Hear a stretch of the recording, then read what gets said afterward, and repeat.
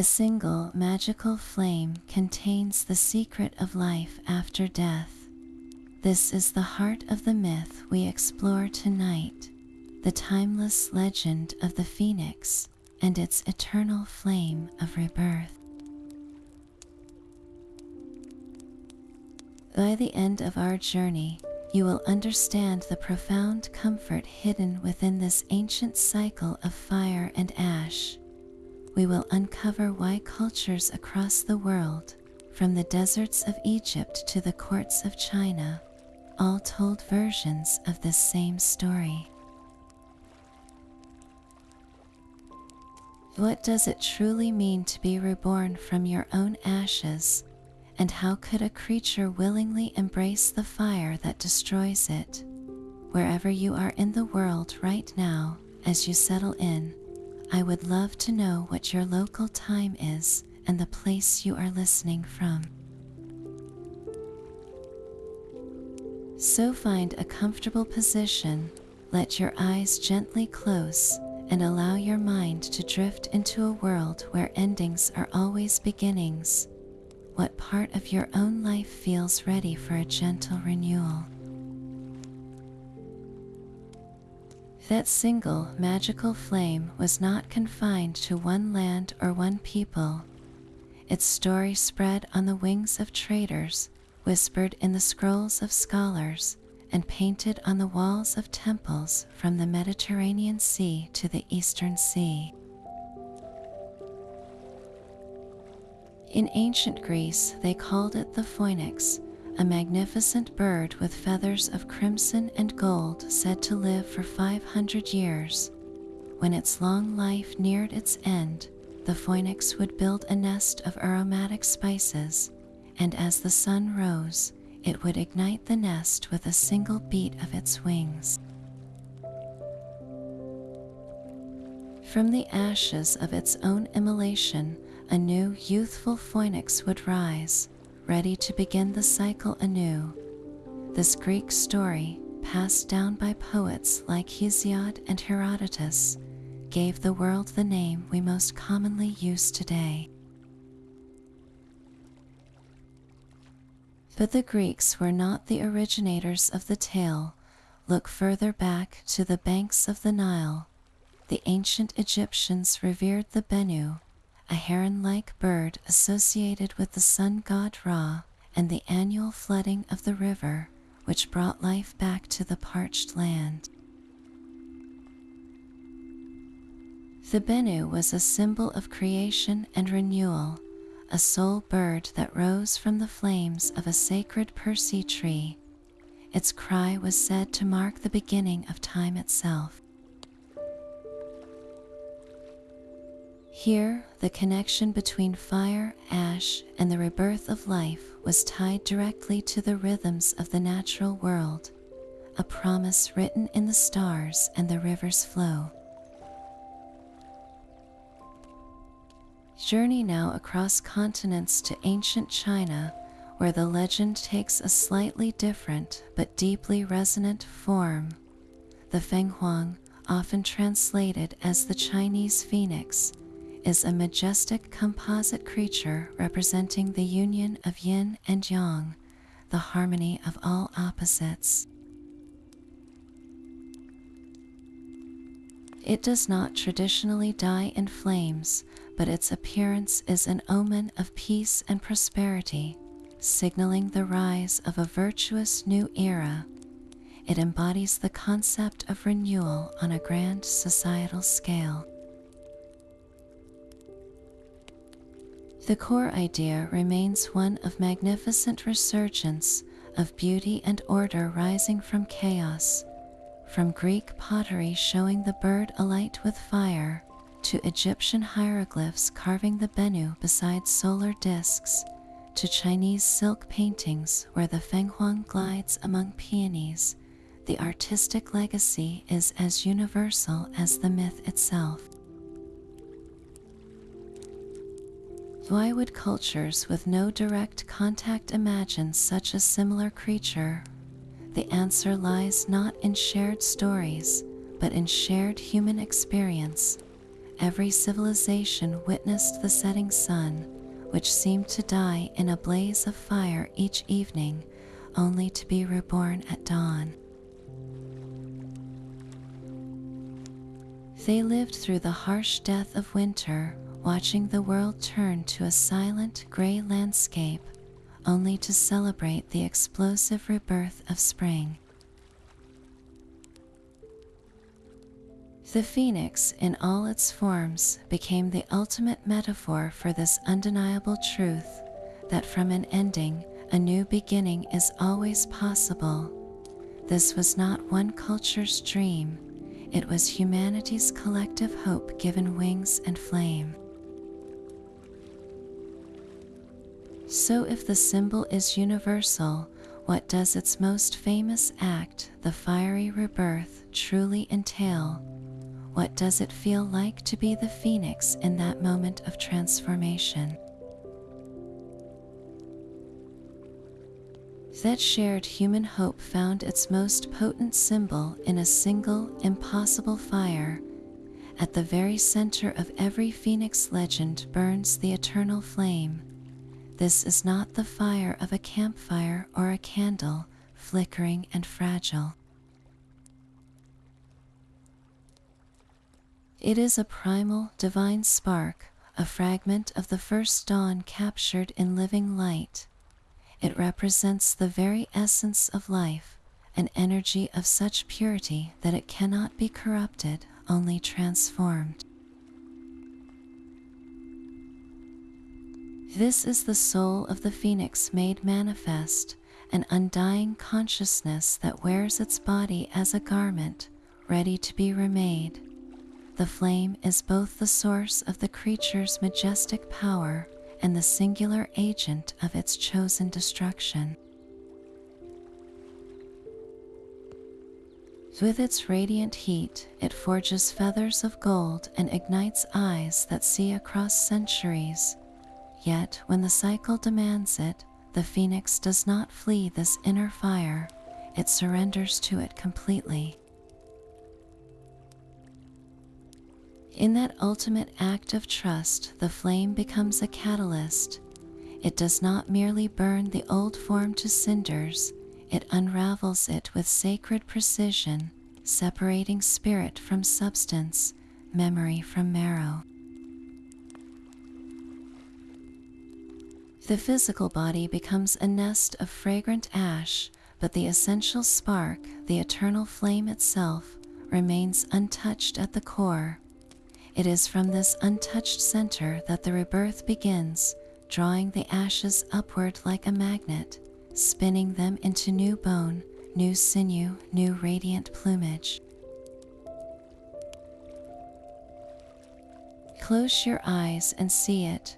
This flame does not roar, it sings a low, resonant hum that vibrates in your bones. Its light is not the yellow of sun, but a softer, deeper gold like honey held up to the moon.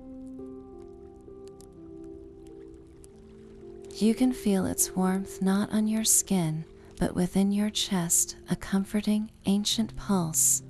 It is the heat of a forge where destinies are reshaped, and the gentle glow of a lantern that can never be blown out. To witness it is to understand that some things are truly unkillable, that within every ending sleeps the same patient, brilliant spark, waiting for its moment to rise. From that untouched center of golden light, a new form begins to take shape. It is a creature of impossible splendor, the phoenix in its prime. Picture not just a bird, but a living sunrise given wings. Its plumage is a tapestry of fire and light, each feather a masterpiece. The primary color is a deep, luminous crimson, like the heart of a perfect ember. This crimson bleeds into brilliant bands of gold and vibrant orange, as if the last rays of dusk have been woven directly into its form. When it moves, these feathers do not simply reflect light, they seem to generate their own gentle inner radiance, casting a warm amber glow on everything nearby. Its body is powerful and graceful, reminiscent of the noblest eagle, yet flowing with an otherworldly elegance.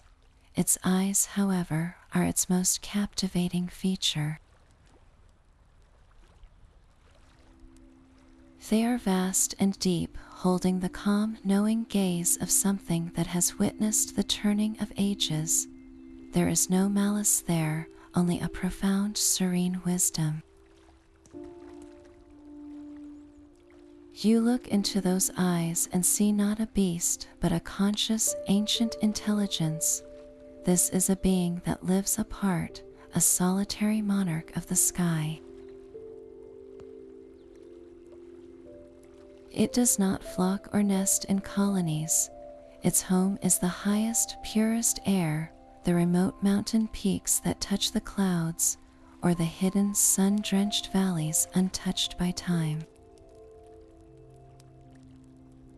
It sustains itself not on ordinary food, but on the most exquisite essences of the earth, sipping the morning dew from rare blossoms and feeding on the fragrant resins of sacred trees, cinnamon and frankincense. This diet of pure fragrance is said to be the source of its sweet, haunting cry and the aromatic nature of its nest. Its life is one of serene observation, a peaceful vigil that lasts for centuries. It is not a life of idleness, but of profound presence, a long, slow breath in the story of the world. To encounter such a being would be to understand majesty itself, a quiet, radiant power that exists in harmony with the deepest rhythms of nature. Yet, woven into this long and glorious life is a quiet, inevitable knowing. How does such a magnificent creature recognize the moment when its time of serene watching must end, and its greatest transformation must begin? The phoenix's centuries of serene observation are not without a quiet internal clock. There comes a moment, deep within its ancient consciousness, when it senses a shift. This is the call of the flame, not a sound, but a profound internal resonance. The first signs are subtle. Its magnificent song, usually a clear, ringing note of pure beauty, may soften into a more melancholic melody, a tune that seems to hold the memory of every sunset it has ever witnessed. It sings not of sorrow, but of a deep contemplative understanding, a farewell that is also a greeting to what comes next. You might notice a change in its radiant plumage too. The crimson and gold feathers begin to glow with a more intense inner light, as if the eternal flame within is stirring, rising closer to the surface. This light pulses gently in rhythm with the creature's own heartbeat, a silent beacon announcing the coming change. The phoenix becomes more deliberate in its movements. It begins a solitary pilgrimage, seeking out the rarest and most fragrant materials the world can offer. It gathers sprigs of sacred cinnamon, twigs of sandalwood, and clusters of aromatic myrrh, not for sustenance now, but for a sacred purpose. This is not a frantic collection, but a ritual of profound intention. With each chosen branch and resinous gum, the phoenix is actively participating in its own metamorphosis, building the very pyre from which it will rise. There is no fear in these actions, only a majestic and solemn acceptance. It understands with a certainty beyond our mortal comprehension that this fiery conclusion is not an end, but the necessary doorway to its renewal. In this deliberate preparation, we see the true courage of the phoenix, a willingness to walk knowingly into the fire, trusting completely in the promise waiting in the ashes. Guided by that deep internal resonance, the phoenix begins its final and most sacred journey. It leaves its familiar skies, its mountain perch now a memory, and turns toward a place of ultimate solitude. This destination is never a random patch of ground. It is always a site touched by profound stillness, a high plateau where the wind speaks in whispers, or a hidden oasis where a single ancient spring feeds a circle of life in the desert. The air here is thin and pure, the silence so complete it feels like a presence. This is where the boundary between the earthly and the eternal feels thinnest, a fitting stage for a transformation of fire and spirit. Here, on this hallowed ground, the meticulous work begins. Its quest is for materials of the highest purity and fragrance. It seeks out the weeping resins of the frankincense tree, golden tears that hold the scent of sunlight and prayer.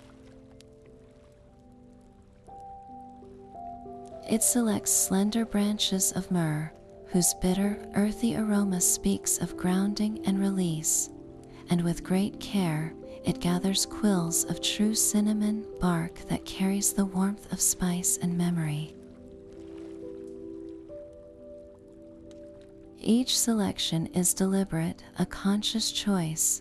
This is not gathering for survival, but for sacrament. With these precious materials, the phoenix starts to weave. Using its beak and talons with astonishing gentleness, it interlaces the aromatic branches, creating a sturdy yet intricate basket. It presses lumps of fragrant resin into the structure, and as the sun beats down, these resins soften, releasing their sacred perfume into the air and acting as a natural adhesive. The nest takes shape not as a haphazard pile, but as a perfect sun-catching bowl, aligned to catch the first or the last light of the day. This is the crucial detail.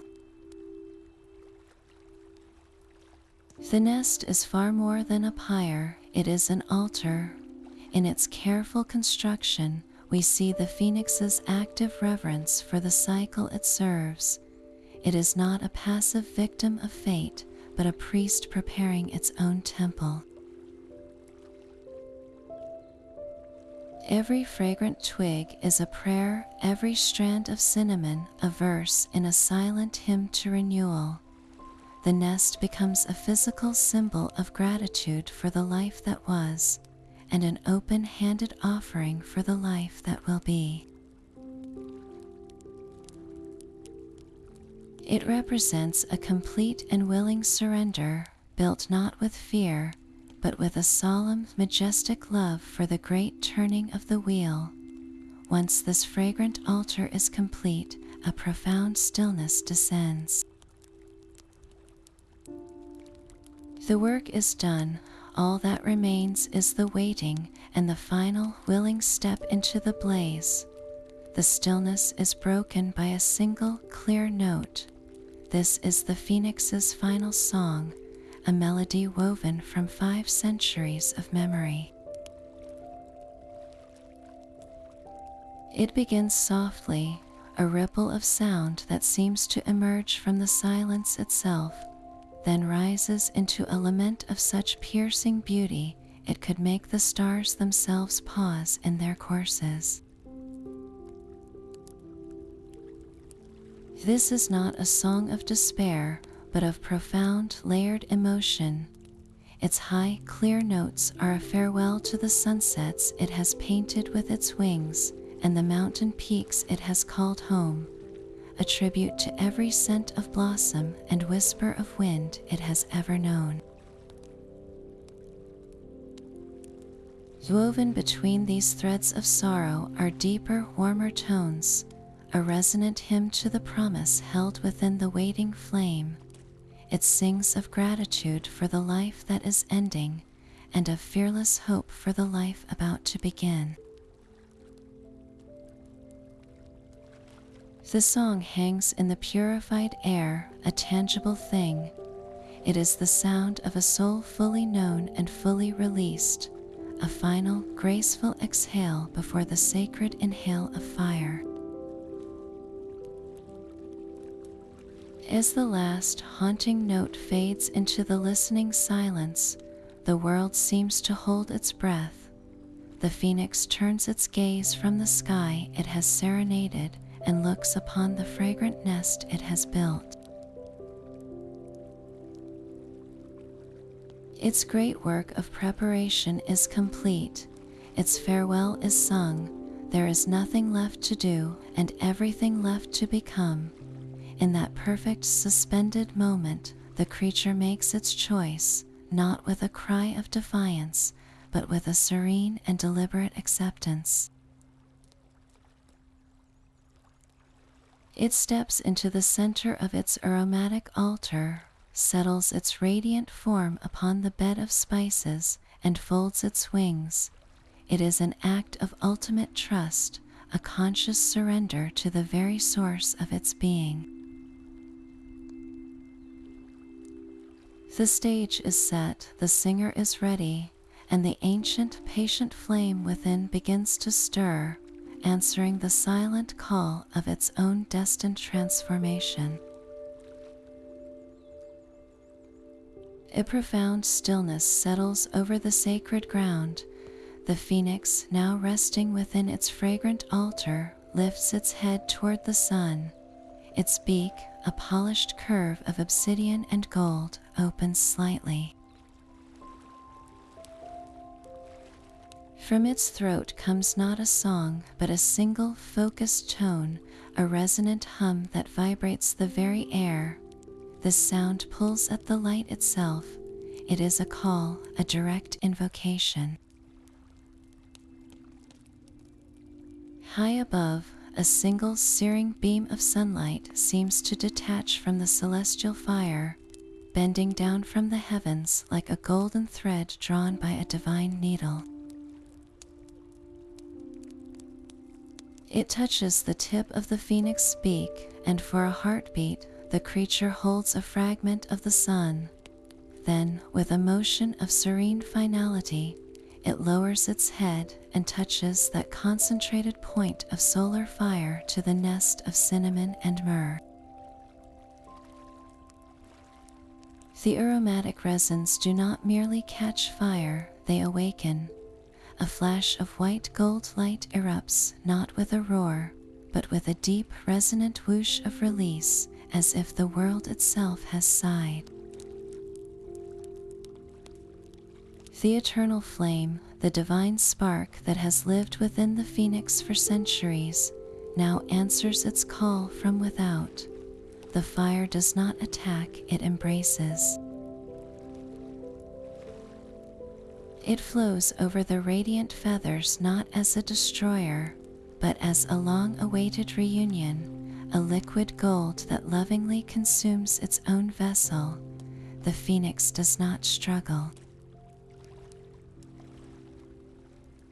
It does not cry out.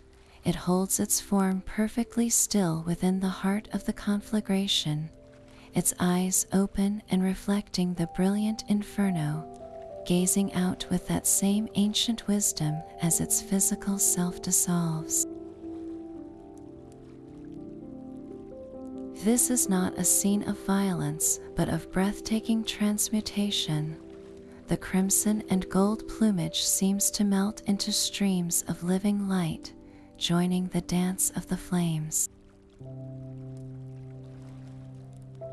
Bone and sinew become intricate lattices of incandescent energy before softening into a fine, glowing ash. The air fills with the overwhelming perfume of sacred spices burning, a scent so potent and pure it feels like breathing in a prayer. The blaze climbs skyward, a silent, twisting pillar of cleansing fire, so bright it casts no shadow, only illumination. Within moments, the magnificent form is gone, fully consumed. All that remains in the center of the scorched earth is a gently mounded pile of warm, silvery ash, faintly sparkling with lingering embers. Yet the feeling in the air is not one of loss, but of immense potential. The grand, visible life has completed its journey, willingly surrendered to the flame. What happens next in that quiet mound of ash defies all ordinary logic. From that towering pillar of cleansing fire, a profound and absolute silence returns. The last ember fades from orange to a deep, sullen red, and then winks out. All that remains on the scorched earth is a small, unassuming mound. It is not a heap of gray dust, but a delicate sculpture of silvery ash, fine as powdered moonlight and still radiating a gentle, residual warmth. If you were to hold your hand near it, you would feel not the sting of heat, but a soft, comforting pulse, like the steady, slow heartbeat of the earth itself. This is the latent energy of the eternal flame, now sleeping within its own remnants. The air, once thick with sacred perfume, is now clear and still, carrying only the faint, clean scent of rain on sun-baked stone. There are no bird calls, no rustle of leaves, not even the whisper of wind. It is a silence so complete it feels like a presence, a held breath spanning the gap between one world and the next. This is the void, this is the necessary non-being. In our own lives, we often rush to fill silences, to fix endings, to immediately seek the next beginning. But the myth teaches us the sacred necessity of this ash stage. It is not emptiness, but potential in its purest, most concentrated form. Every great creation, every true renewal, requires this period of dormancy. Think of the field after harvest, lying fallow under the winter sky, gathering strength for a future crop it cannot yet imagine. Consider the caterpillar within its chrysalis, completely dissolved into liquid mystery before the butterfly can begin to assemble itself. This mound of ash is the chrysalis of a god. It is the universe pausing between breaths, the blank page before the first word of a new story. Here, in this quiet, everything that was has been simplified to its essence, and everything that will be is waiting as a silent promise in the dark. But within that silent mound something remains. The physical phoenix is gone, transformed into ash, but the divine spark that animated it was never truly extinguished. The eternal flame did not die in that conflagration, it merely retreated. It lies hidden now within the heart of the ashes, a single brilliant point of consciousness and potential, protected and incubating. This is the absolute core of the myth, its most profound promise. The essence of life, the very seat of memory and being, is indestructible. It cannot be unmade. It can only change form, like water becoming steam, or a seed dissolving in the soil before a stem seeks the sun. The fire that seemed to consume was actually a shield, a sacred process of distillation, burning away everything temporary to reveal what is eternal. Think of it like this: when you listen to a beautiful piece of music, the notes themselves are fleeting. They sound and then vanish into silence, but the melody, the feeling it created within you, that endures. It becomes a part of your emotional landscape, ready to be recalled and felt anew. The phoenix's body was the instrument, playing the magnificent song of its long life. The fire was the final resonant chord, and the eternal flame is the melody itself, the timeless pattern now waiting in the quiet, ready to be played again on a new instrument of flesh and feather. This truth whispers to us in our own moments of ending.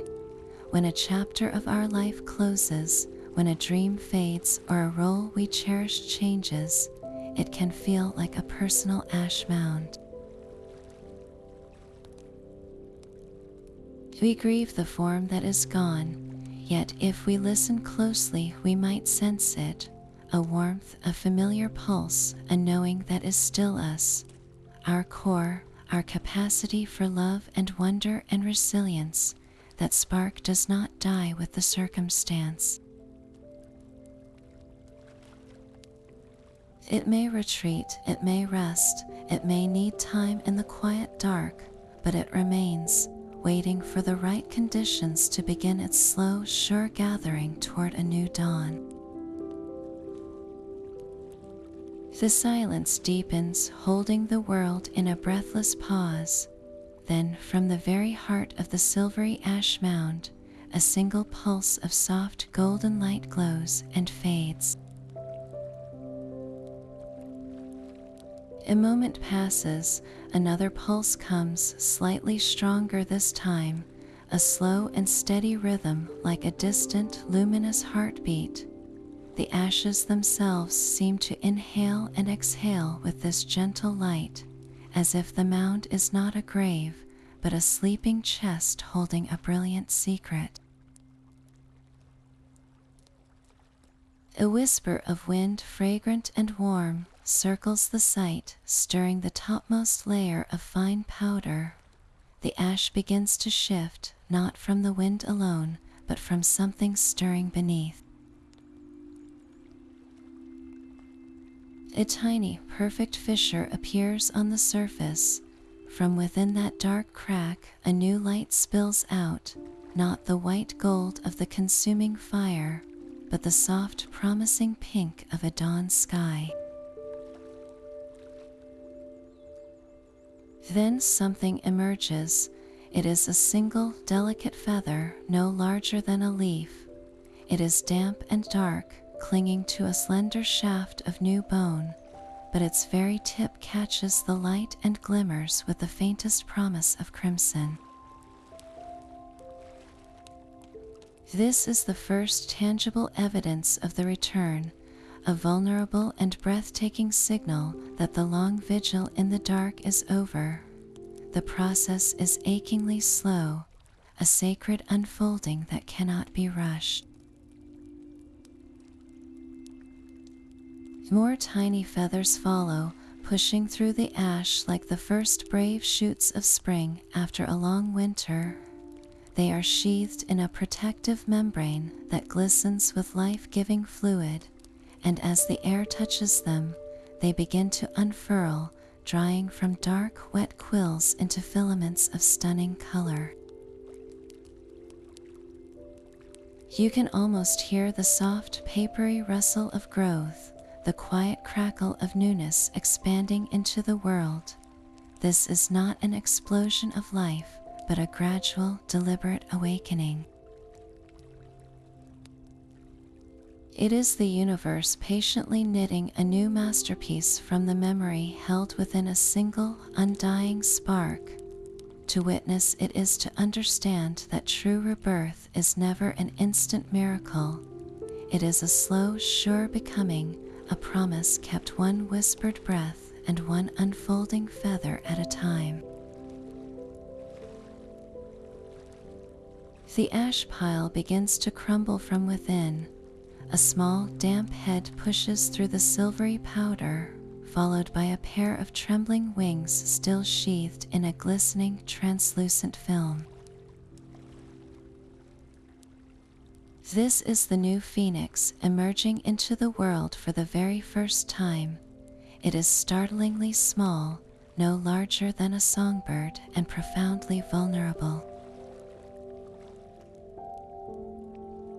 Its feathers are not yet the magnificent tapestry of crimson and gold, but dark and slick, clinging tightly to its fragile body.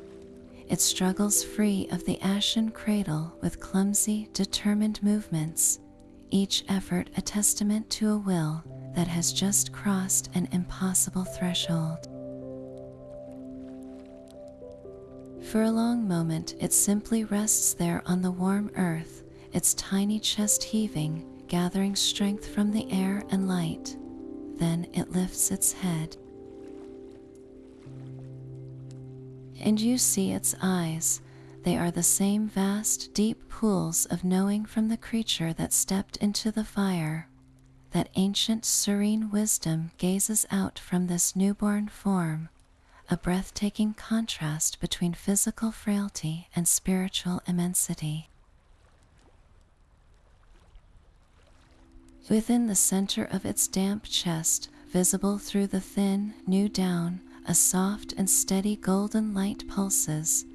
It is the eternal flame, now a compact, contained hearth fire, no longer a consuming inferno, but a nurturing pilot light for this new life. This tiny, struggling bird and its unwavering inner light create a powerful symbol. It speaks of every true beginning, which is never a moment of full-strength glory, but one of tender vulnerability. Think of a newborn baby, of the first green shoot after a forest fire, of the first hesitant steps taken after a great personal loss. True resilience is not about avoiding the fall or the fire. It is found in this quiet, determined act of rising again, smaller perhaps and damp with the effort, but carrying forward the essential, unbroken light. The journey is not over with the emergence, it has only just begun again. From that tiny, damp form, a miraculous transformation begins. The morning dew, which has gathered like a blessing on the surrounding leaves, begins to tremble. Tiny droplets slide from their perches, drawn as if by a gentle magnetic pull toward the struggling newborn. They roll across the warm earth and gather at its beak. The phoenix drinks not with gulps but with delicate sips, each drop of pure, condensed dawn seeming to carry a direct charge of life. As the liquid touches its throat, you can almost see a wave of vitality ripple beneath its damp skin, a subtle strengthening of its fragile frame. Then the first true ray of the rising sun crests the horizon. It does not simply fall upon the creature, it seems to seek it out, bathing the small bird in a beam of liquid gold.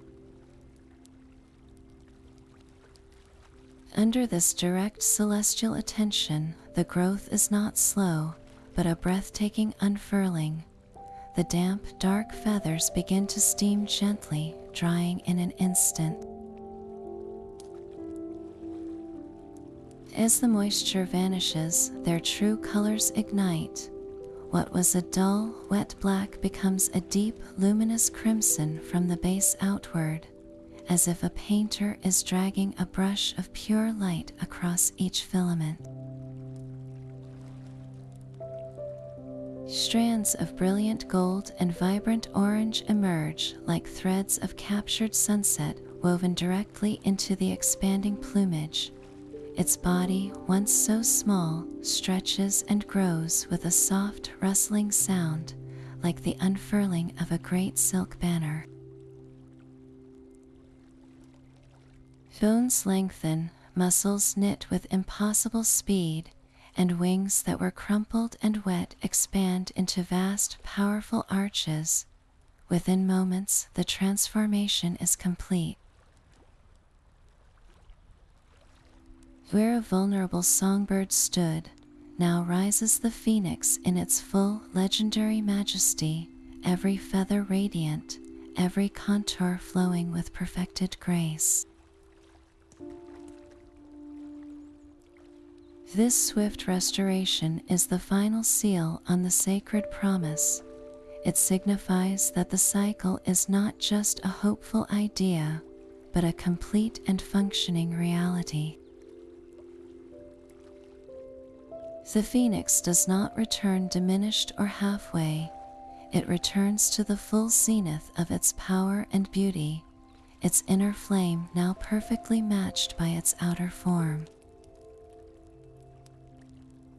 It shakes its vast wings once, sending a shower of diamond bright dew and the last clinging particles of silvery ash into the sunlit air. Then, with a cry that is both familiar and utterly new, a clear, ringing note of pure, reborn joy, it leaps into the sky. Its first flight is not a struggle, but a sovereign reclaiming of its domain, each powerful wing beat writing the final word of the old story and the glorious first word of the new. That triumphant cry echoes across the newborn sky. With powerful, deliberate strokes of its vast wings, the phoenix ascends. It does not simply fly, it rises in a spiraling dance, each upward circle a physical hymn of gratitude. The dawn light, still low and golden, does not just illuminate the creature, it partners with it. The sun's rays catch every individual feather, turning the crimson into flowing lava, the gold into molten metal, the orange into living flame. From the ground, it would look less like a bird in flight and more like a piece of the sunrise itself has broken free and taken wing. This is the first flight, and it is the ultimate celebration. Every beat of its wings sings of life renewed, a profound yes shouted into the expanse of heaven. It is the feeling of taking a first deep breath after being underwater for too long, the exhilarating rush of strength returning to limbs that were once weak. The phoenix is not escaping its past, it is carrying its entire history, now refined by fire, into a future of limitless blue. Its song changes as it climbs. The clear, ringing note of rebirth now weaves into a complex, joyous melody. This is the song of freedom regained, not the freedom from something, but the freedom to be. It is the freedom to see the world with eyes that remember both ash and dawn, to feel the wind with a body that knows it is both temporary and eternal. And within that melody is a new depth, a resonant bass note of wisdom earned. This phoenix knows the cost of beauty and the necessity of endings in a way it never could before its fiery surrender. Its joy is not naive, it is profound, layered with the memory of the sacred silence from which it came. It circles the hallowed ground of its transformation once, twice, 3 times. This is not a farewell, but an acknowledgement. It looks down upon the small, dark scar on the earth, the quiet cradle of its ashes, and in its song, there is a tone of closure, a gentle benediction for the space that held its potential. With that circle complete, the phoenix tilts its wings, catches a rising thermal, and soars away from the birthplace of its new self. It does not look back. It is drawn now by the horizon, by the promise of unseen valleys and untouched skies, ready to live the new chapter its own courage wrote in flames. Its journey begins again, not as a repetition, but as a continuation, carrying the quiet warmth of the eternal flame into the waiting world. That soaring flight is not a random journey. It follows a path written in the sky, tracing the same arc as the sun itself.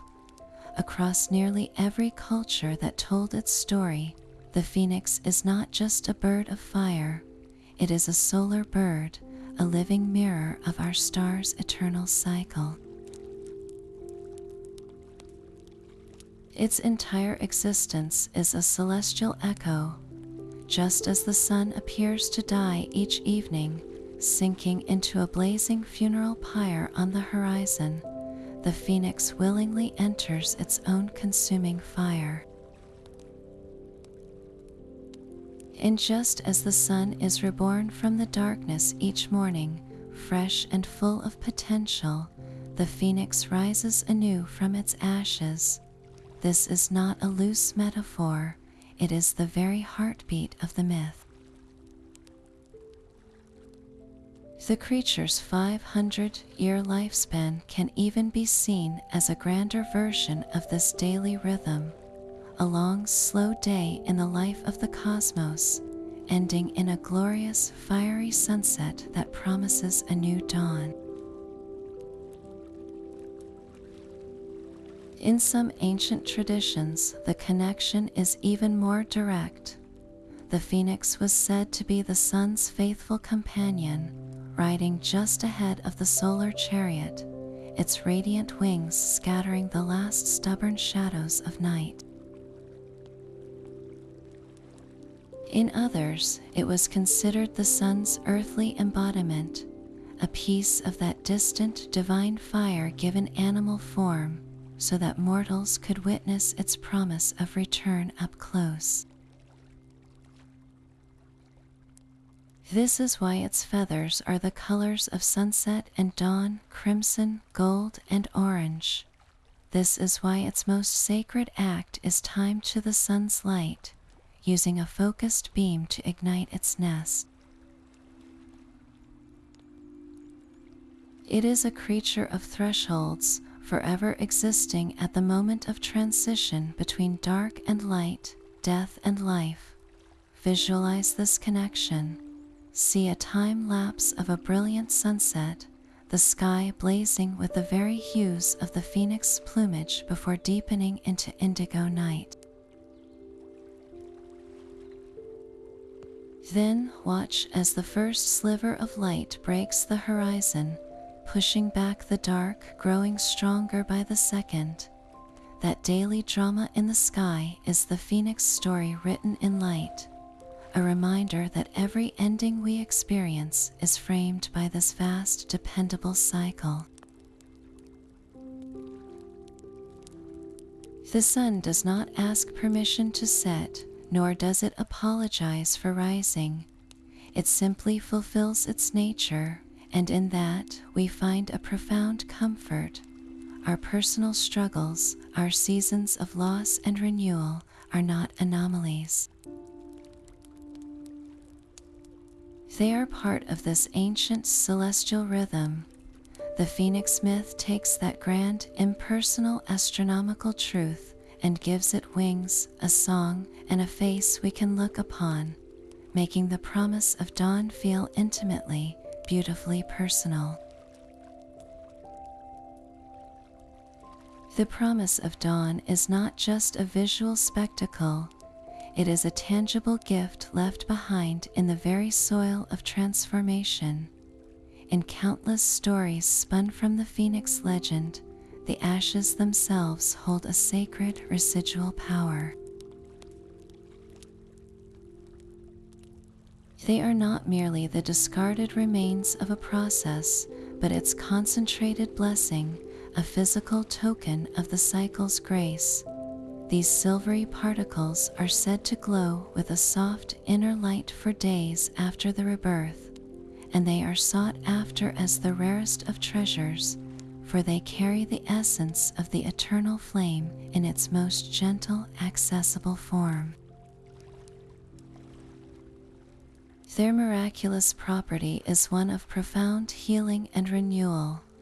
A pinch of this ash mixed into water or applied to a wound is believed to cure any sickness, mend broken bones overnight, and even reverse the ravages of age, granting not immortality, but a renewed and extended vitality. It is the myth's way of showing that the benefits of rebirth are not selfishly hoarded by the phoenix alone.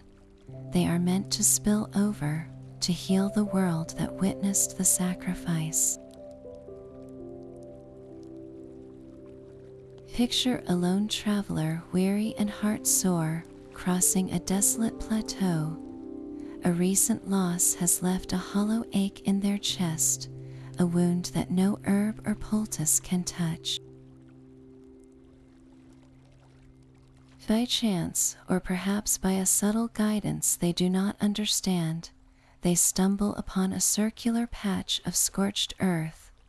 In its center lies a small mound of fine, silvery powder that seems to collect the moonlight, glowing faintly.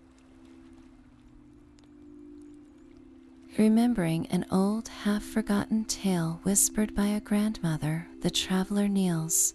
With reverence, they scoop a small handful of the warm ash into an empty water skin, adding a little from their canteen. They drink, not expecting magic, but acting on a fragile thread of hope. The effect is not a violent surge, but a deep, spreading warmth. It feels like the first rays of sun after a long, cold night, seeping into their bones and softening the rigid knot of grief in their heart. The physical weariness melts away, yes, but more importantly, the emotional numbness begins to thaw. A memory of their lost loved one surfaces, not with sharp pain, but with a gentle, grateful fondness. The traveler does not forget their loss, but they are healed of its paralyzing sting. They rise the next morning feeling lighter, the hollow ache replaced by a quiet resilience, ready to walk their path again with a spirit made whole. This is the true power of the ashes. They do not erase the past, they transform our relationship to it, granting the courage to continue. This symbolic gift reframes the entire cycle. It teaches us that from our own periods of destruction, from the personal fires we endure, something of value always remains. Our own metaphorical ashes, the lessons learned through failure, the resilience forged in grief, the clarity found in surrender. These can become our most potent medicine. They hold the power to heal not only ourselves, but others who are suffering. When we share the wisdom earned from our darkest times, we are offering a pinch of our own phoenix ashes. The transformation, therefore, is never a closed loop. It ripples outward, turning loss into a legacy of hope and proving that even in our most burned-over places, the potential for new life and profound healing patiently waits. This symbolic gift of healing ash is the myth's final, most generous lesson. The phoenix is not just a story about a magical bird, it is a mirror held up to the human soul, reflecting our own profound capacity for resilience. Its cycle of fire, ash, and flight is the ultimate metaphor for the journey each of us must take, not once, but many times throughout our lives. We may not face a literal pyre, but we all encounter our own personal fires. These are the searing moments of failure that burn away our old assumptions, the deep grief that seems to consume every happy memory, the sudden hardship that reduces our carefully built plans to smoke and cinders. In those moments, we stand on our own sacred ground, feeling the heat and watching what we knew crumble. It is terrifying and it is lonely. We may feel in our hearts exactly like the phoenix must in its final song, full of a sorrowful farewell for what is being lost. But the myth asks us to see these trials not as punishments or random disasters, but as a form of necessary purification. The fire, however painful, has the power to burn away what is no longer true for us. It strips away pretenses, outdated identities, and attachments that have grown heavy. It forces a clarity that comfort could never provide. Think of a forest fire. From our human perspective, it is a tragedy, a destruction of life and beauty. Yet ecologists tell us that some forests need periodic fire. The intense heat opens the cones of certain trees, releasing seeds that cannot germinate any other way. It clears the thick undergrowth, allowing sunlight to reach the forest floor and nourish new saplings. The ash itself enriches the soil, making it more fertile than it was before. The fire is not an end, it is a brutal, chaotic, but essential reset for the entire ecosystem. Our personal fires function in the same way. That failure may have burned away a career path that was making you miserable, clearing the space for your true calling to finally take root. That grief, while horrendous, may have incinerated superficial concerns, leaving behind only the pure, enduring love you have for the person you lost, which then becomes the fertile ground for a new, more compassionate way of living.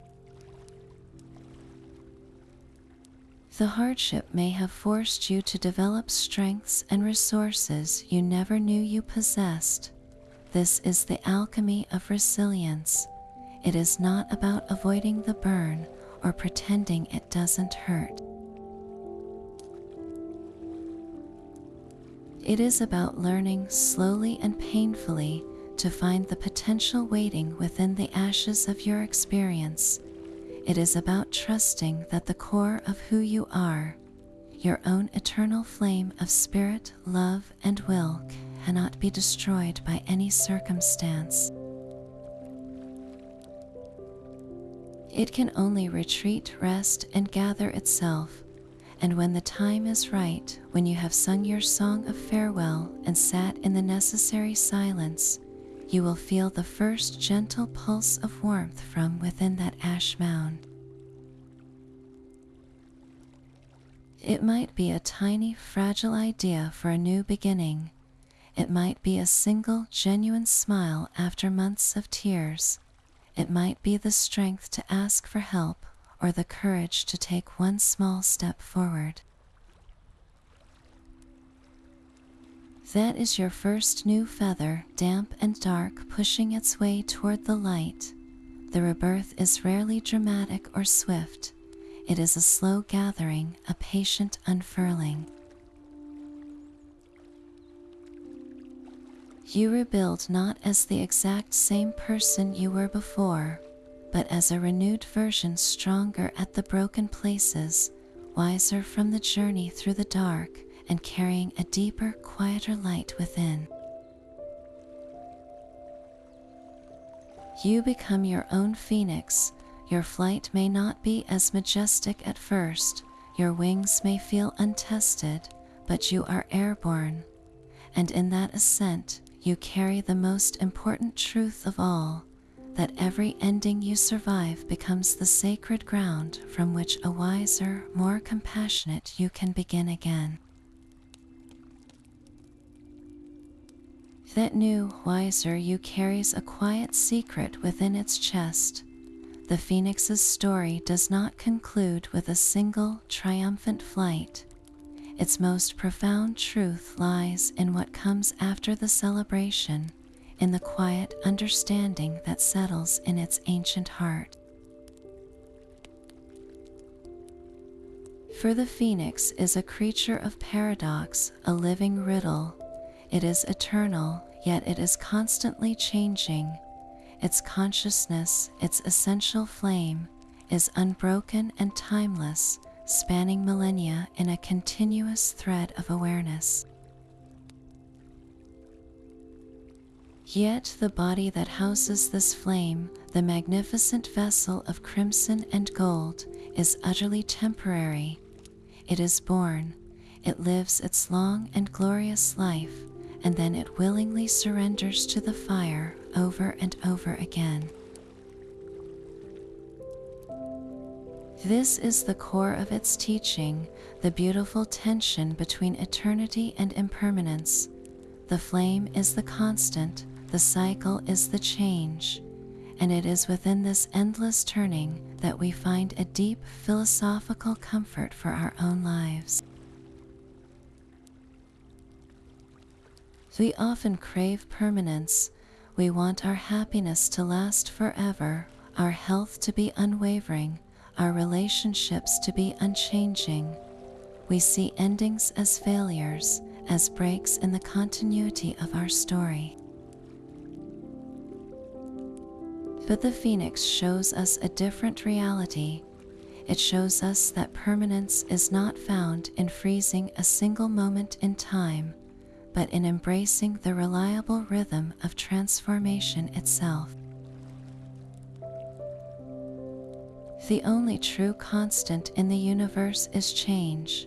The seasons turn without fail. The cells in our body replace themselves completely every 7 years.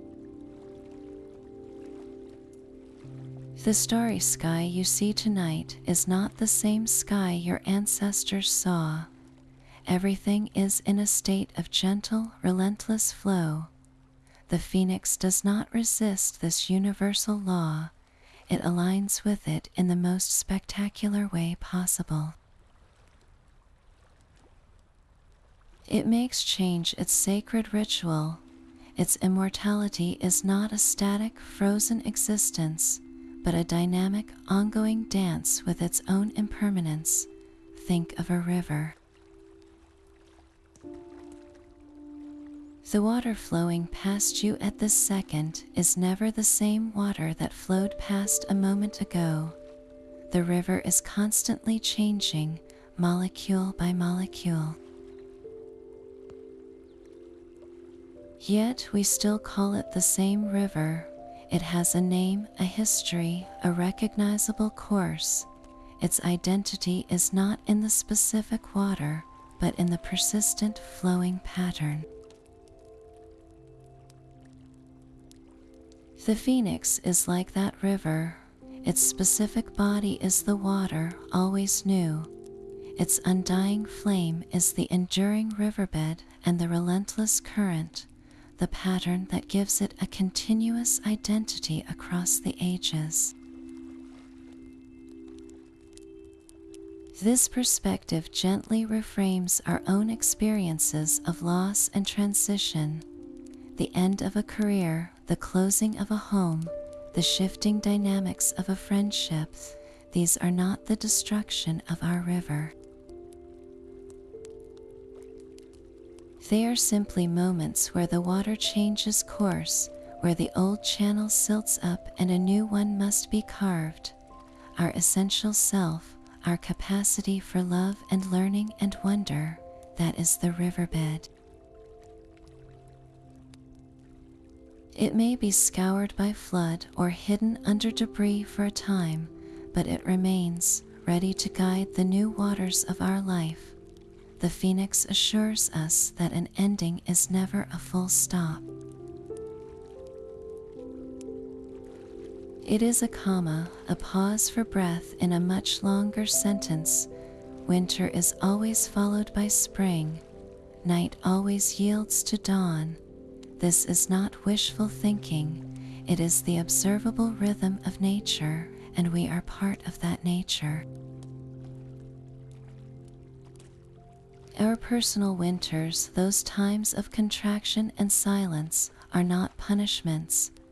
They are necessary phases of rest and integration, the ash stage where the nutrients of our experiences are absorbed, preparing the soil for what wants to grow next. When we internalize this, fear begins to loosen its grip. The changes we dread become less like catastrophes and more like seasonal shifts in the long story of who we are becoming. We start to see that every goodbye makes space for a new hello. Every dream that dissolves clears the mental canvas for a new vision to be painted. The phoenix, in its glorious, fiery patience, offers us this ultimate solace, that we are both the fleeting flame and the undying light, forever dancing within the beautiful, inevitable cycle of renewal. This beautiful, paradoxical dance between the eternal and the ephemeral finds one of its earliest and most resonant expressions not in Greece, but along the fertile, life-giving banks of the Nile River. Long before the word phoenix entered the Greek lexicon, the ancient Egyptians told stories of the bennu, a sacred bird whose story weaves the concept of rebirth directly into the fabric of creation itself. The bennu was often depicted as a majestic gray heron, a familiar sight along the river, but one touched by the divine. Its most profound association was with the sun god Ra, the supreme creator.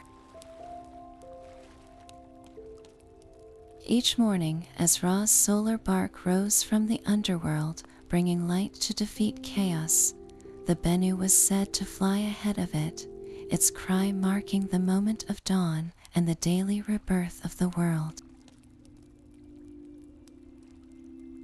This was not just a bird of fire, it was a bird of first light, its very existence a testament to the victory of order over darkness. Its connection to creation goes even deeper. In one powerful version of the myth, the bennu did not emerge from an egg or another creature. At the very beginning of time, it alighted on a primordial mound of earth that rose from the watery chaos, the first solid land. There, from its own will and essence, it ignited a fire and was born from the flames, a self-created being. This act made the bennu a living symbol of spontaneous generation, of life and light conjuring itself from nothingness. Here, rebirth is not just a personal cycle for the bird, it is the foundational act of the cosmos. The myth then ties this cosmic event to the most vital, predictable rhythm of Egyptian life, the annual flooding of the Nile. Each year, the river would swell, inundating the parched land with rich, dark silt. What seemed like destructive flooding was, in fact, a blessing, the necessary event that made the desert bloom with incredible fertility. As the waters receded, new land emerged, lush and green, a literal rebirth of the world. The bennu became the symbol of this annual miracle.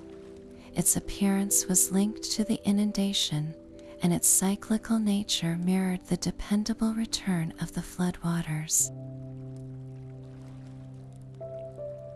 This connection grounded the myth in the tangible, life-sustaining reality of the people. The Egyptians even saw the bennu as the embodiment of time itself. They believed its life cycle spanned immense epochs, and its periodic rebirth was used to mark vast cosmic eras, much like the hands of a celestial clock. So, while the Greek phoenix shows us a personal, heroic journey through fire, the Egyptian bennu presents a grander vision. It is less about an individual creature's courage and more about the impersonal, magnificent cycles of the universe, the daily rebirth of the sun, the annual rebirth of the land, and the eternal rebirth of time. It teaches that renewal is not an exception, but the fundamental principle upon which reality is built. The heron, a simple river bird, became their way of seeing that majestic, undeniable truth written in the sky and the river mud. While the bennu represented the cosmic cycles of sun and river, another ancient culture envisioned the creature not as a solitary heron, but as a magnificent emblem of perfect harmony. In the rich mythology of China, we find the fenghuang, a being often translated as the Chinese phoenix, yet its story and symbolism unfold along a profoundly different path. Unlike the solitary, fiery bird of the West, the fenghuang is traditionally depicted as a composite creature, a seamless fusion of the most beautiful parts of many animals. It possesses the head of a golden pheasant, the body of a mandarin duck, the tail of a peacock, the legs of a crane, and the beak of a parrot. This is not a random assembly, but a deliberate artistic choice representing the unity of all creation. In its most complete form, the fenghuang is actually a pair, the male feng and the female huang, together embodying the sacred balance of yin and yang, the fundamental duality of the universe, light and dark, active and receptive, joined in inseparable partnership. This creature does not live a solitary life ending in self-immolation.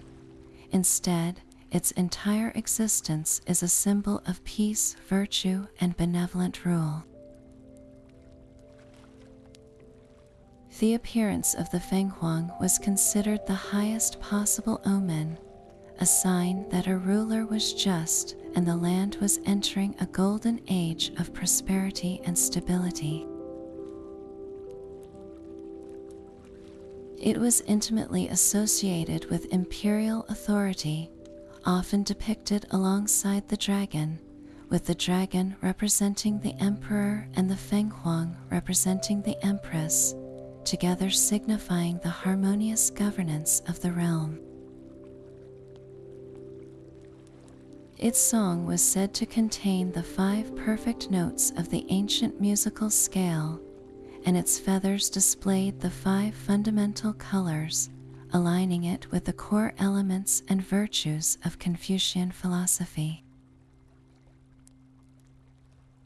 Here, the emphasis shifts dramatically from a cycle of personal death and rebirth to a vision of societal and cosmic harmony. The fenghuang does not need to die in flames to prove its resilience, because its power lies in its ability to manifest only when balance is achieved. It is less about surviving catastrophe and more about cultivating the conditions that make catastrophe unnecessary. Think of it as the difference between a brilliant emergency medic who saves lives after a disaster and a wise community leader whose policies prevent the disaster from happening in the first place. Both are vital, but they operate on different principles. The Western Phoenix shows us how to rise from the ashes of our personal fires. The Chinese fenghuang, in its serene and majestic composite form, offers a blueprint for building a world so harmonious, so attuned to virtue, that the need for such a destructive purification rarely arises. It is the promise not of glorious recovery, but of graceful, sustained flourishing. Yet this majestic creature of myth was not confined to the grand narratives of empires and sun gods. It also flew into the quiet, secretive studies of seekers and mystics, where its symbolism took on a deeply personal, inward turn. In the esoteric tradition of alchemy, the phoenix found a powerful new home. Alchemy, often misunderstood as merely the quest to turn lead into gold, was fundamentally a spiritual science.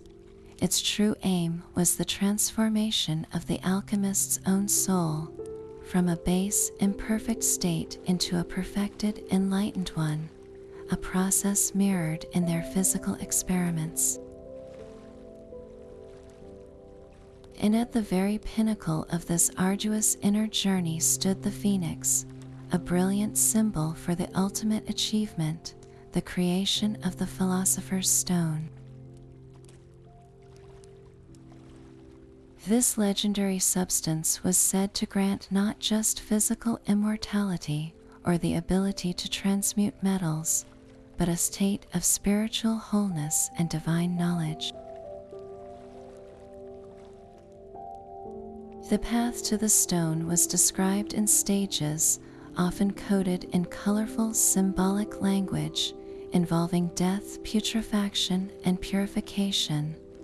The final, most glorious stage was frequently called the rubedo, or the reddening, where the material in the alchemical vessel achieved a perfect radiant red hue. This was the moment of resurrection, and it was here that the phoenix would appear in their intricate illustrations. Ancient alchemical texts and emblem books are filled with images of the phoenix in flames, often rising from a sealed flask or an egg-shaped vessel called the philosopher's egg. This vessel represented the sealed-off consciousness of the seeker, undergoing its intense solitary transformation. The fire was not a literal one, but the inner fire of contemplation, the burning away of ego, fear, and illusion. The ashes were the remnants of the old false self, and the glorious red bird emerging was the purified soul, reborn into its true divine nature. In this context, the phoenix myth becomes a direct map for inner work. It teaches that spiritual awakening is not a gentle addition of new beliefs, but a radical, fiery dissolution of everything we thought we were. The alchemist had to willingly enter their own psychological fire, to face their shadows and dissolve their attachments, trusting that their essential spirit, like the eternal flame, would survive the process and emerge triumphant. Think of a person who has built their entire identity around their career, their possessions, or a certain role in their family. If that external structure is suddenly stripped away, it feels like a personal inferno. Everything they used to define themselves is consumed. The alchemical perspective, guided by the phoenix, would see this not as a meaningless tragedy, but as a brutal but necessary opportunity for the true self, which was hidden under all those labels, to finally rise. The crimson feathers of the reborn phoenix, matching the red of the philosopher's stone, symbolize this hard-won state, a soul that has been tested by fire and now radiates with its own authentic, unshakable light. So when you see those cryptic old drawings of a bird in a flask surrounded by flames, look beyond the odd chemistry. See a centuries-old invitation, a promise that within each of us lies the potential for our own magnificent, fiery rebirth. That cryptic invitation from the alchemist's flask echoes into our own era, its promise finding new life not in sealed laboratories, but on our pages and screens. The phoenix has soared far beyond ancient temples, its mythic DNA woven into the very fabric of modern storytelling, proving its themes are not relics but living tools for our time. Consider the gentle, loyal fox from the Harry Potter series. This is not a distant cosmic symbol, but a character with personality, one who weeps healing tears and whose song gives courage to the weary. Fox embodies the myth's core mechanics with beautiful clarity. He immolates himself to save Harry from a deadly basilisk venom, a willing sacrifice in a moment of crisis, and is reborn from his own ashes moments later, smaller and fragile, but undeniably himself. Here, the ancient cycle is personalized into an act of fierce loyalty and friendship. The rebirth is not a solitary event, but a gift that actively aids the hero, teaching young readers about the power of selfless sacrifice and the hope that follows even the darkest moments. Then shift genres entirely to the explosive world of X-Men, where the phoenix is not a bird, but a primal cosmic force, an entity of limitless power that bonds with the telepath Jean Grey. This interpretation amplifies the myth's more dangerous, untamable aspects. The phoenix force represents pure, chaotic creation and destruction, the fire that can cleanse worlds or burn them to cinders. Jean's struggle is not about embracing the cycle, but about controlling the unimaginable power within her, a metaphor for our own battles with inner demons, trauma, or overwhelming potential. It explores the shadow side of rebirth, asking what happens when the fire is too great for the vessel, turning a symbol of hope into one of apocalyptic danger. These are not the only echoes. In Susan Collins' The Hunger Games, the Mockingjay pin evolves into a symbol of rebellion, a creature born from the capital's failed control, rising from the ashes of oppression to unite a nation. In music, bands like Fall Out Boy sing of burning cities and rising from ashes, channeling the phoenix as an anthem for personal reinvention after heartbreak or failure. Each adaptation picks a different facet of the gem. Some focus on the healing, some on the raw power, some on the collective uprising, but they all retain the central, beating heart of the myth, the unkillable idea that from an ending, a new strength can be forged. This enduring relevance tells us something vital. We have not outgrown the need for this story. In a world of rapid change, personal anxiety, and global uncertainty, the Phoenix offers a narrative template for survival. It tells us it is okay to fall apart, that destruction can be a precursor not to oblivion, but to a stronger, wiser version of ourselves. Modern storytellers simply dress the ancient pattern in new feathers, allowing each new generation to see their own struggles reflected in the eternal flame, and to believe once more in the possibility of their own glorious dawn. So let us bring the legend into this quiet moment, making it not just a story we hear, but an experience we feel. Find that comfortable position once more, and if you feel ready, allow your eyes to gently close. Let the sounds of your room fade into the background and follow the sound of this voice into a place outside of time. You are standing at the edge of a vast, tranquil plateau, high under a sky the color of pale lavender just before dawn. The air is cool and incredibly still, carrying the clean, thin scent of high altitude and ancient stone. A soft, golden light begins to spill from the eastern horizon, painting the edges of distant, snow-capped mountains in rose and amber. And there, far across the plateau, you see it, a solitary figure, a silhouette of impossible grace against the waking sky. It is the phoenix perched upon a solitary rock.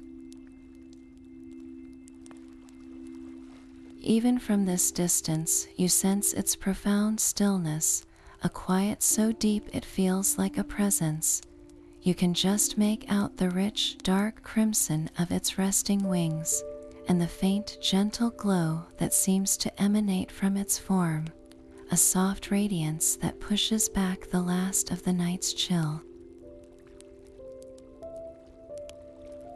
A warm, fragrant breeze reaches you, carrying the most exquisite perfume, cinnamon and sandalwood, and something sweet like sun-drenched apricot. This is the scent of its sacred nest, woven from the very essence of the earth, a promise carried on the wind. And then you feel it not on your skin but within your chests, a deep, resonant warmth. It is the distant echo of the eternal flame, the undying heart of the myth itself. This warmth pulses slowly, rhythmically, like the heartbeat of the world. It is a comfort that needs no explanation, a silent assurance that in this imagined space, and perhaps within your own spirit, there exists a spark that cannot be extinguished. Hold this feeling, breathe in the fragrant air, watch the light grow around that distant, majestic form. For this moment, the myth is no longer a tale about something else. It is a landscape you inhabit, a piece you can touch, a quiet flame you can carry with you when you choose to open your eyes. That deep, resonant warmth within your chest is more than just an echo of a distant myth. It is a quiet truth waiting to be recognized. for the most profound lesson of the phoenix is not about watching a magical bird transform. It is about feeling that same potential stir within your own spirit. So let's take this final moment together, not to learn something new, but to remember something ancient and personal. Bring your attention gently to your breath, the simple, steady rhythm of life moving through you. With each inhale, draw in that sense of peace from the high plateau.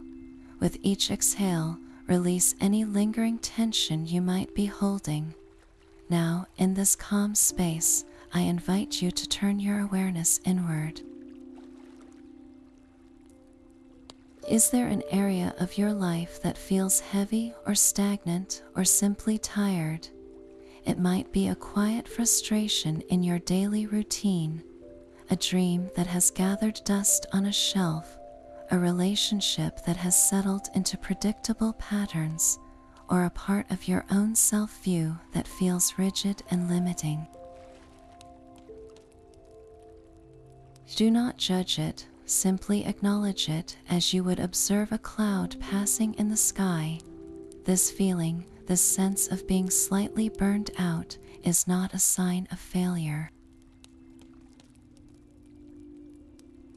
It is your own sacred ground, your personal nest of aromatic spices, signaling that a cycle within you is reaching its natural completion. Now shift your focus. Deep within, beneath the layers of thought and habit, there exists a constant, gentle light. This is your own eternal flame.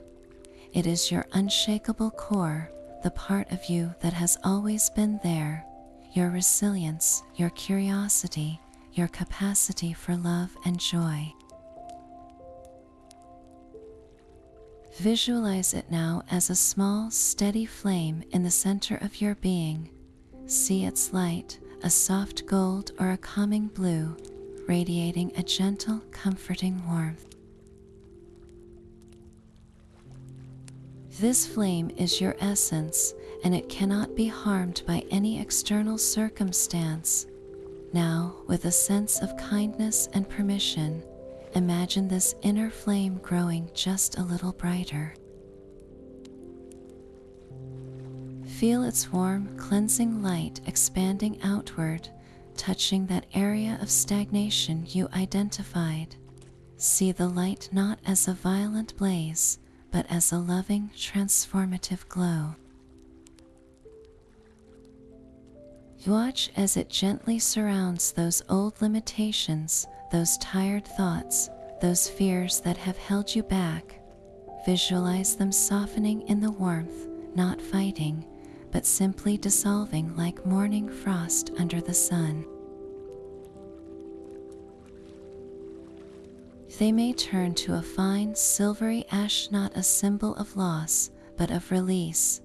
This is your own sacred fire, compassionately burning away what no longer serves the person you are becoming, creating space fertile and open within you. Feel the lightness that follows. That space is not empty, it is full of potential. Into this cleared ground, imagine a single seed of new energy taking root. It could be a seed of quiet confidence, of renewed creativity, of peaceful acceptance, or of playful curiosity. See a tender green shoot emerging from the warm ash, reaching toward the light within you. Nourish it with a single kind thought. I am open to what comes next. Hold this image for just a few more heartbeats. Your inner flame steady, the old patterns transformed, and a new gentle growth beginning in the space it made. This is your personal rebirth, not a dramatic explosion, but a quiet internal turning of the wheel. When you are ready, take one more deep cleansing breath, carrying this feeling of spacious potential with you. And whenever you need a reminder, you can always return here to the warmth of your own undying flame and the silent, promising space it holds open for your next beginning. That quiet space within you, cleared by your own inner light, is not meant to stay empty. It is a sacred workshop ready for you to build. The phoenix did not wait passively for its transformation. It actively gathered the most fragrant and supportive materials to construct its nest. This is our first practical lesson, the art of building our own supportive environment. Your nest is not a physical structure of twigs and resin, but the collection of habits, people, and practices that will hold you steady through life's inevitable fires. Think of it as your personal ecosystem of resilience. What does this look like in daily life? It means consciously choosing to spend time with people whose conversations feel like sunlight, who listen without judgment and encourage your growth. It is the ritual of a morning walk that grounds you, the evening journaling that helps you process the day, or the hobby that makes you lose track of time and feel completely yourself. It is the books you read that expand your mind, the music that soothes your spirit, and the boundaries you set to protect your energy. Each of these is a fragrant branch, a piece of sacred cinnamon or sandalwood woven into a structure that supports your well-being. When a challenge arrives, you are not standing on barren ground. You are resting in a nest you built with intention, surrounded by reminders of your own strength and the beauty you have cultivated. This supportive environment becomes the altar upon which difficult transformations can occur with more grace, because you are held by your own careful, loving preparation. Once that supportive nest is in place, a deeper work begins, one that requires a different kind of courage.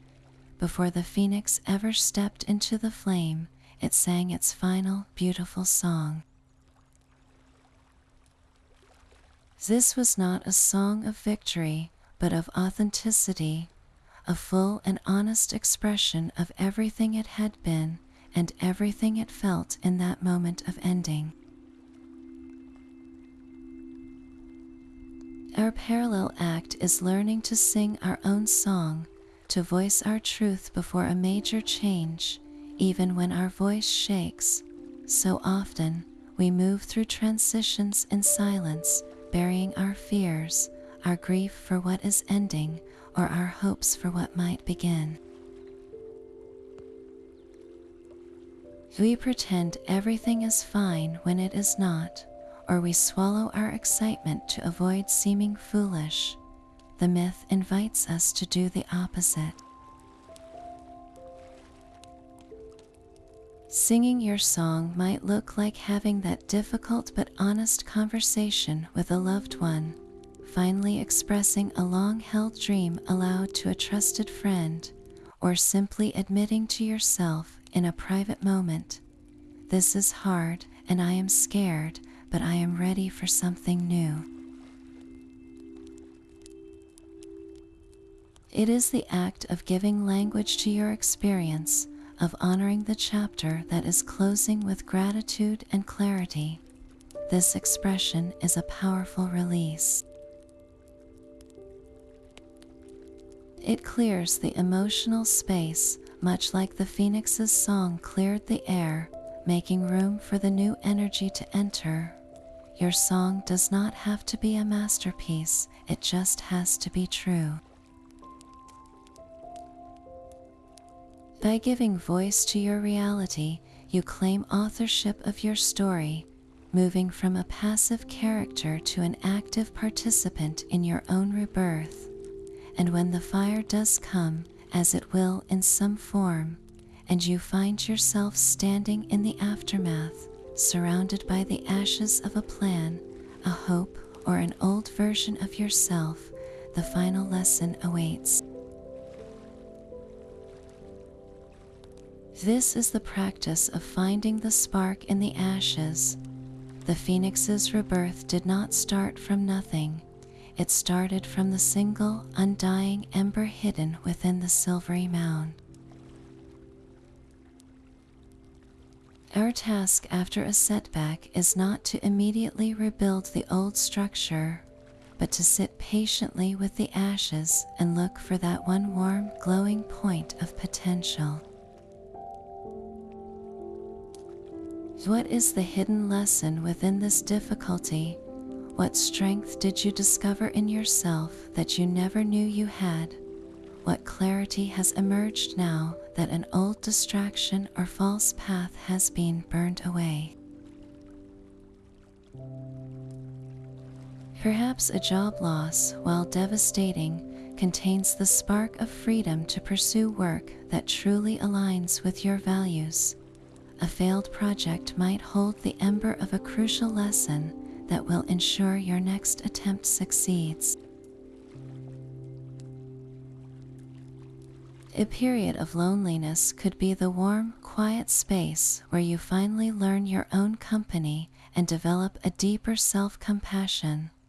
Finding the spark is a shift in perception, a deliberate choice to search for the tiny, persistent point of light in the darkness. It requires you to gently sift through the disappointment without being consumed by it, trusting that something of value always remains. That spark, once found and nurtured, becomes the pilot light for your next beginning, the undeniable proof that within every ending you survive, the seeds of a wiser, more resilient dawn are already quietly glowing. That single, persistent spark in the ashes finds its most magnificent expression not just within us, but all around us. The phoenix is not only a symbol of the soul's journey, it is a perfect mirror for the living, breathing resilience of the earth itself. Our planet has its own eternal flame, a deep-seated biological imperative to regenerate, to heal, to begin again. This is not a metaphor, but a visible, tangible process we can witness in the wake of what seems like total destruction. Consider the forest fire. From our human perspective, a raging wildfire is a catastrophe. We see the towering flames, the blackened skeletons of ancient trees, the landscape turned to a monochrome of charcoal and smoke. It feels like an ending, a violent erasure of life. Yet for many ecosystems, fire is not the enemy. It is a necessary reset, a cleansing breath. The intense heat performs a sacred alchemy. It opens the tough, resin-sealed cones of certain trees like the lodgepole pine, releasing seeds that have waited years, sometimes decades, for this exact moment to germinate. It clears away thick, choking underbrush that hogs sunlight and nutrients, allowing that life-giving light to finally reach the forest floor. And the ash itself, that blanket of gray powder, is not a grave shroud, but a nutrient-rich fertilizer, pouring minerals like calcium and potassium back into the soil, making it more fertile than it was before the flames ever touched it. Within a single season, you will see it. Bright green shoots pushing through the char, wildflowers blooming in explosive profusion where they couldn't grow before, and animals returning to feast on the new growth. The forest does not merely recover, it is reborn, often healthier and more diverse. This is the phoenix cycle written across thousands of acres, a slow, sure promise that death is not a full stop, but a comma in the long sentence of life. The myth gives us a lens to see these natural disasters not as purely tragic, but as part of a vast, ancient rhythm of renewal that is far wiser than our short-term fears. It reframes the charred landscape not as a scar, but as a nursery. The earth, in its patient billion-year wisdom, knows how to rise from its own ashes. It has done so countless times, from the volcanic eruptions that created new islands, to the glacial retreats that exposed fresh soil, to the floods that deposit silt and create new deltas. Our planet is the ultimate phoenix, forever cycling through creative destruction. When we internalize this, it shifts our perspective from one of despair to one of profound, grounded hope. It tells us that the capacity for healing is woven into the very fabric of nature, but here lies the crucial human-sized lesson within this grand cycle. The phoenix did not wait passively for the fire to come. It actively prepared its sacred nest. The earth's resilience is not an invitation for us to be passive observers, or worse, careless arsonists. It is a call to active, participatory stewardship. Our role is to become the gatherers of the fragrant branches, the builders of the supportive nest. This means moving beyond hope into action. It means making choices that support the planet's innate ability to heal, like protecting old-growth forests that are natural fire regulators, supporting regenerative agriculture that rebuilds soil from the ground up, and restoring wetlands that act as natural sponges and filters. It means seeing ourselves not as separate from this cycle, but as an integral part of it. Every time we plant a tree, we are adding a twig to the nest. Every time we clean a beach, we are clearing space for new life. Every time we choose sustainability, we are aligning our small, daily rhythms with the planet's great, patient rhythm of return. The phoenix myth, when applied to our environment, becomes a story of co-creation. It asks us to have the courage to face the fires we have helped ignite through climate change or neglect, and then to roll up our sleeves and participate in the glorious, messy, essential work of rebirth. We are not just witnesses to Earth's resilience. We are, at our best, its partners, gathering the spices, singing the songs of change, and tending the new green shoots pushing hopefully through the ash. The phoenix dance with fire is not a lonely one. Across the vast tapestry of human myth, other beings echo its promise, each telling the same essential truth in a different tongue. Consider the Ouroboros, that ancient symbol of a serpent devouring its own tail. Found in Egyptian, Greek, and alchemical traditions, it is a perfect silent circle. There is no beginning or end point, only the endless cycle of consumption and regeneration. The snake does not die, it sustains itself through its own transformation, a creature of eternal return. Its message is one of cosmic continuity, where creation and destruction are not opposites, but two faces of the same forever turning wheel. Then, from the frost-rhymed legends of the Norse, rises Yggdrasil, the immense world tree. Its roots delve into the underworld, its trunk holds the realm of mortals, and its branches cradle the heavens. In the cataclysmic event of Ragnarok, the gods fall, monsters are slain, and Yggdrasil itself trembles and withers, consumed by fire and ice. Yet the prophecies do not end there. From the surviving seeds of the great tree, a new green world is born. A new sun rises. The sons of the old gods return to the reborn plains. Yggdrasil's story is one of apocalyptic renewal on a universal scale, where the entire cosmos must pass through the fire to be made fresh again. These are not isolated tales.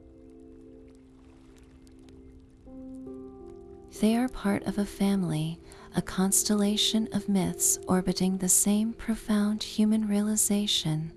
The phoenix with its personal fiery sacrifice, the Ouroboros with its abstract mathematical eternity.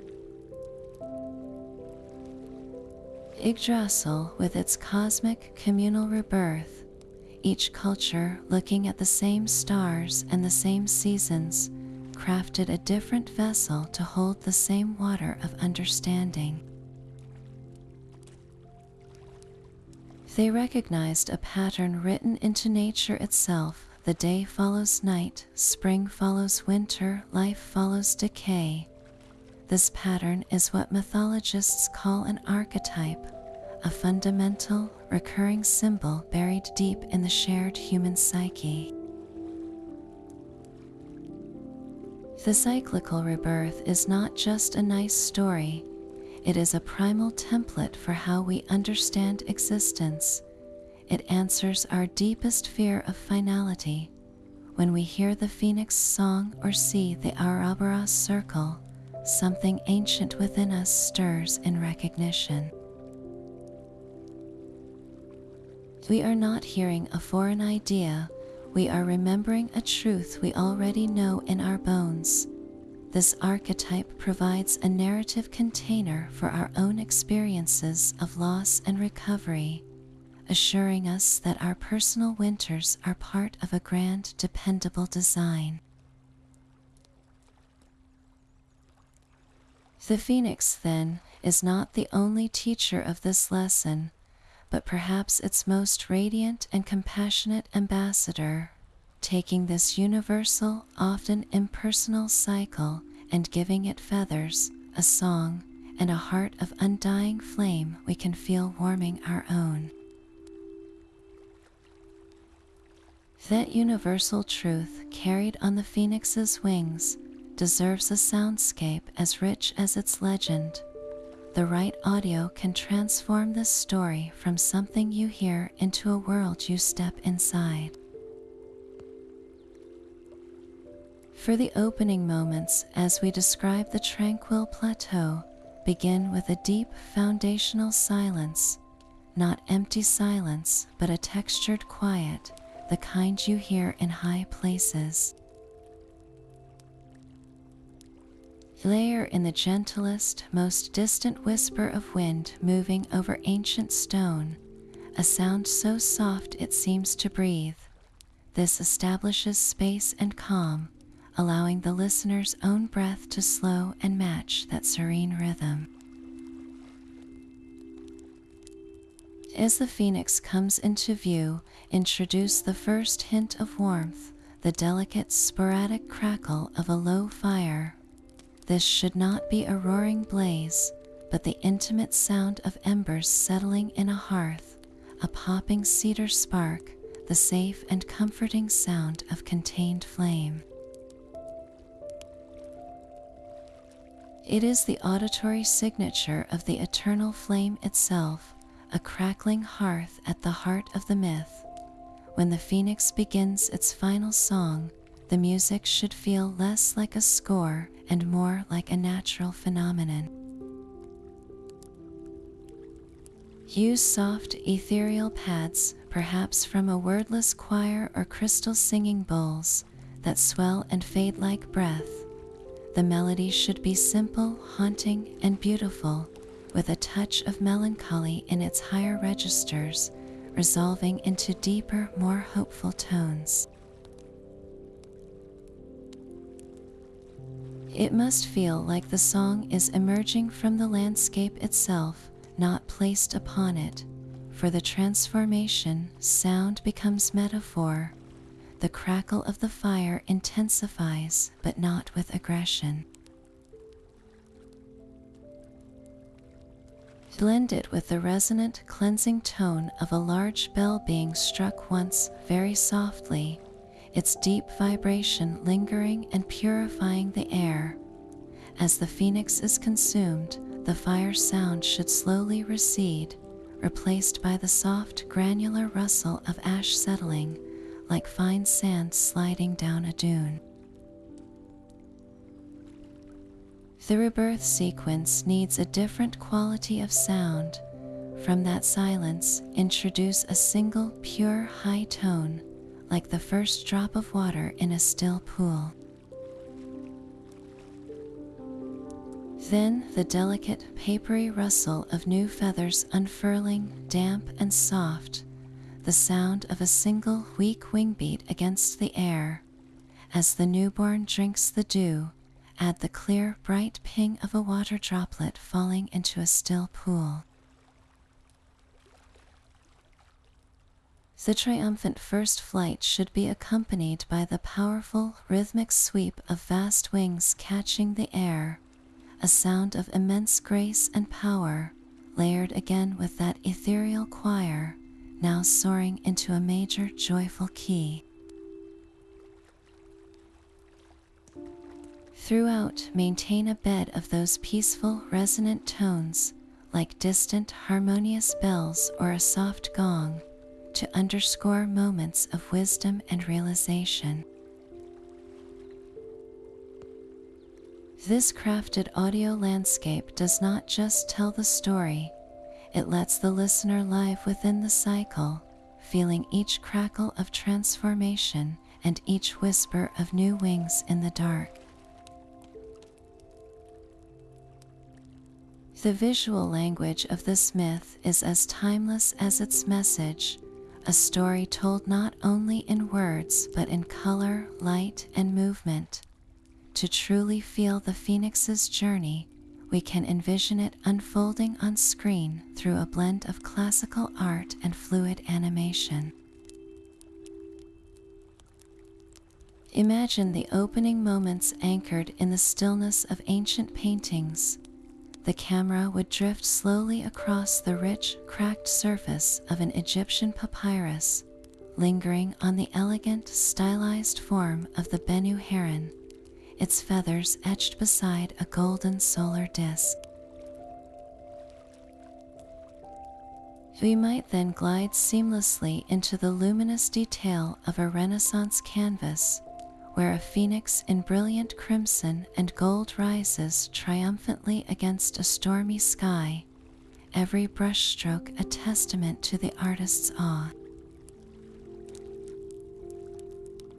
These slow, panning shots over classical works root the legend in human history, connecting us to the centuries of wonder that have contemplated this same creature. From that historical foundation, the imagery would transition into elegant, flowing animation to bring the cycle to life. Picture the phoenix not in sharp, modern 3 dimensions, but in the soft, expressive style of 2-dimensional watercolor or ink wash. Its long life would be shown in serene, lingering shots, perhaps soaring over stylized mountain ranges that melt from day into night, its form a graceful silhouette against a gradient sky. The gathering of the nest could be a sequence of quiet beauty, with each fragrant branch and glistening resin droplet rendered with delicate care, the colors warm and earthy. Then, for the transformation, the animation would shift. The fire would not explode, but flow like liquid amber, consuming the phoenix in a wave of luminous, transparent color that highlights rather than hides the noble form within.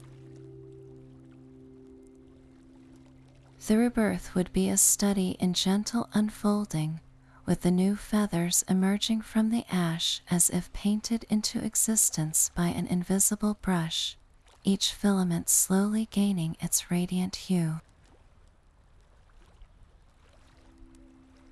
Throughout, the color palette would remain a character in itself, dominated by warm, hypnotic golds, deep crimsons, and soft oranges, punctuated by moments of cool, silvery ash and the pure, clean blue of a newborn sky. Transitions between scenes would be smooth and dreamlike, perhaps using the gentle drift of glowing embers to carry us from one moment to the next, or a slow fade through a haze of golden light.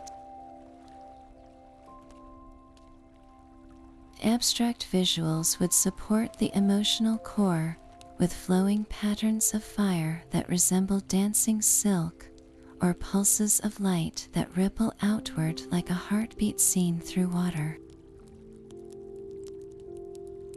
The entire visual flow would aim for a meditative, relaxing rhythm, a visual lullaby that allows you to not just watch the myth, but to rest within its radiant, undying promise. The crimson and gold wings have faded from the sky, their song now a memory carried on a fragrant wind. Our journey through the myth of the phoenix, from the banks of the Nile to the heart of your own quiet reflection, reaches its gentle conclusion. We have traced the contours of a promise written in fire and ash, a story that belongs not to one culture, but to the very soul of humanity. Its central truth is both beautiful and challenging. Endings are not mistakes in the design of a life, they are its necessary punctuation. The fire that consumes is also the fire that refines. The silence that follows is not emptiness, but the fertile ground where new beginnings gather their strength. This is the painful, gorgeous necessity the phoenix embodies, a cycle as reliable as the sunset and as personal as a heartbeat. Within that cycle, we discovered a second, more intimate truth. Beneath every changing circumstance, beneath every role we play and every identity we shed, there exists an undying core. This is your eternal flame, your unshakable essence of resilience, love, and curiosity. No failure can extinguish it, no grief can permanently dim its glow. It may retreat, it may rest deep within the ashes of a difficult experience, but it is always there, waiting patiently for you to remember its warmth. And from that remembrance blooms the ultimate promise, the one that turns myth into a lived reality. Every fall, every setback, every season of stillness contains within it the quiet, stubborn seed of a rebirth. You are not broken by what you survive, you are being prepared. The wisdom earned in the dark becomes the compass for your new dawn. The compassion forged in hardship becomes the light you can offer to others. You are, and always have been, your own phoenix, capable of a courage you have not yet imagined, waiting to rise from ashes you have not yet known. Thank you for walking this ancient, luminous path with me. Wherever you are, whatever chapter you are living, may you carry the gentle warmth of your own eternal flame close to your heart, and may you always remember, in your bones and in your spirit, your profound, innate power to rise again. If these journeys into myth and meaning bring you peace, consider joining our community. A simple subscription ensures you never miss our next exploration into the stories that help us rest, heal, and dream.